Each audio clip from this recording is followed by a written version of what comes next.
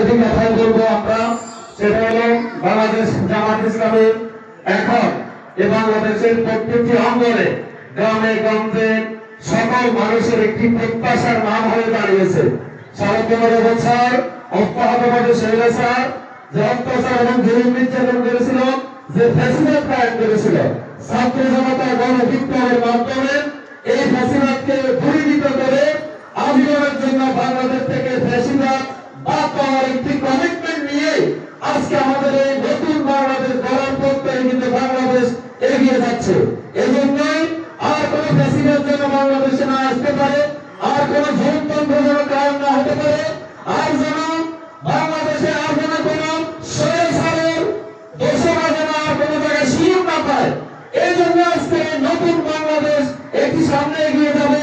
আর এই বাংলাদেশের 18 কোটি জনগণের মনে মনে এখন একটাই প্রত্যাশা, আর যদি ফ্যাসিবাদ না হতে হয়, জনতন্ত্র না চাইতে হয়, আর যদি স্বৈরাচারকে আর যদি বাংলাদেশে উৎখাতের সুযোগ নিতে হয়, একমাত্র বাংলাদেশ জামাত ইসলামী ছাড়া বাংলাদেশের ন্যায় এবং ইনসাফ সম্ভব নয়। ঠিক হবে।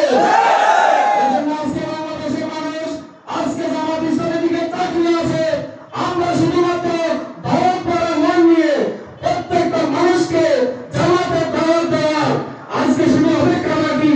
আমরা মনে করি প্রত্যেকটা গ্রামে গঞ্জে পাড়ায় মহল্লায় সকল জায়গায় জামাত ইসলামীকে আজকে মানুষ রিসিভ করে আমরা দাওয়াতি কাজ করে দাওয়াত দিয়ে মানুষকে আমরা জামাত ইসলামীকে সম্পৃক্ত করব ইনশাআল্লাহ।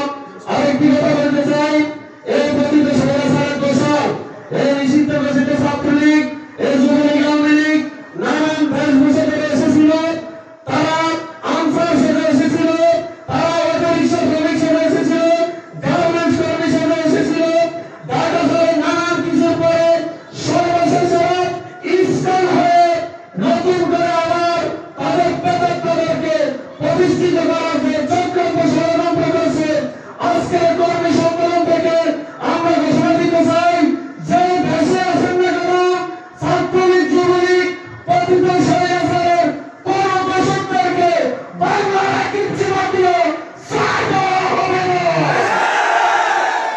আমরা বলতে চাই, সেই তত্ত্ব আমি দিয়েছিলাম, ওই তত্ত্ব থেকে বাংলাদেশের প্রতিটি মানুষ আপনাদেরকে টেনে হেসে বের করে ইন্ডিয়া নিক্ষেপ করবে ইনশাআল্লাহ। ইসলাম শুধুমাত্র আনসার শুধুমাত্র নতুন কোন আমাকে দাবি উত্থাপন করে কোনো লাভ নেই। বাংলাদেশের মানুষ আপনাদেরকে চিনে গেছে। কিয়ামতের আগ পর্যন্ত আওয়ামী লীগ তাদের মারা মাস বাংলাদেশে আর জীবিত হবে না ইনশাআল্লাহ। আওয়ামী লীগের একটি উন্মুক্ত ময়দান আমাদের জন্য অপেক্ষা করতেছে।